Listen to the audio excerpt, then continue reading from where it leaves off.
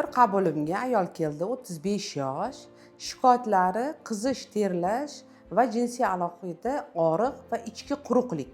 Yoshlari 35 yosh ekan, bularda qattiq stress bo'lgan, onalarini yo'qotganlar, stress natijasida hayzi to'xtab qolgan va kelmay qolgan. Bachadonlarini uzi qilganimizda o'sha hayz kelmaganligi sababli bularni ozgina bachadonlar kichraygan va tuxumdonlari maydalashib ketgan. Buni multifolikullarni deb aytamiz. Bular qo'rqib ketganlar, manda уже klimaks boshlandimi? Sizda hozir blok bo'lgan, bosh miyadan chiqayotgan gormonlaringizni disbalansi o'zgarib ketdi.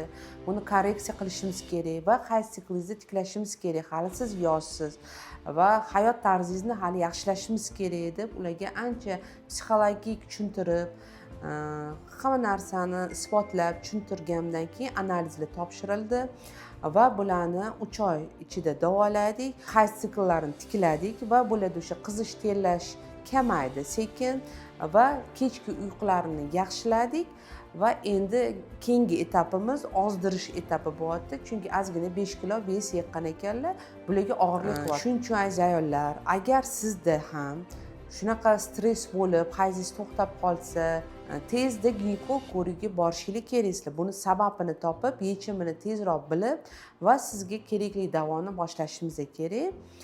Va har qanaqa o'sha klimaksni oldini olamiz, kechiktiramiz va birdaniga klimaksga ham kirmaysizlar.